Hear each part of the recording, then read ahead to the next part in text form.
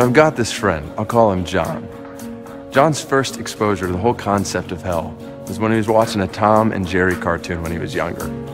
And what was intended to be this humorous cartoon all of a sudden turned into this hellacious nightmare when Tom did something bad to Jerry and was thrown into hell as a result. And later, John was at his church and he was talking with an older man about what he'd seen. And the older man looked at John and said, "John, you don't want to go to hell, do you?" John said, "No." And so the man looked back at him and said, "Okay, pray this prayer after me. Dear Jesus."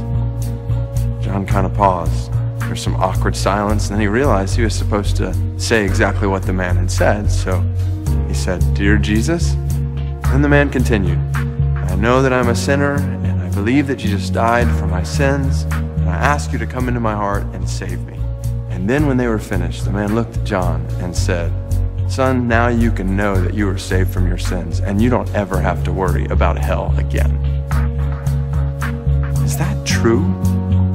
Is this really what it means to become a disciple of Jesus? Is this really what it means to follow him? You look back at the first disciples in the Bible, and when Jesus came up to them and said, "Follow me," that was not an invitation to pray a prayer. That was a summons for these men to lose their lives. But somewhere along the way, 2,000 years later, amid varying cultural tides and popular church trends, we have virtually missed that call.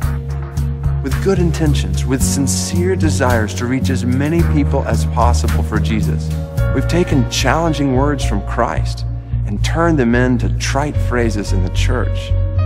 And in the process, we've drained the lifeblood out of Christianity and replaced it with a watered-down version of the gospel that is so palatable, it's not even real anymore.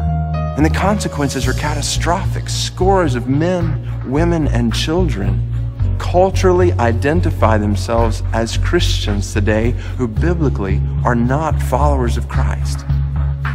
Is that possible? Absolutely it is. In fact, according to Jesus, it's probable. He said at the end of his most famous sermon, "Many will say to me on that day, 'Lord, Lord, did we not prophesy in your name, and in your name drive out demons and perform many miracles?' And I will tell them, 'I never knew you. Away from me, you evildoers.'"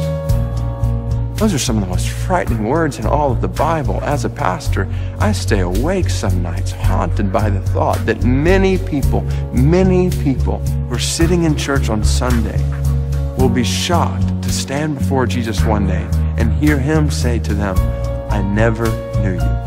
Away from me." We desperately need to take a look at our lives and our churches and ask the question, are we really, biblically, personally following Jesus? Eternity is dependent on how we answer that question.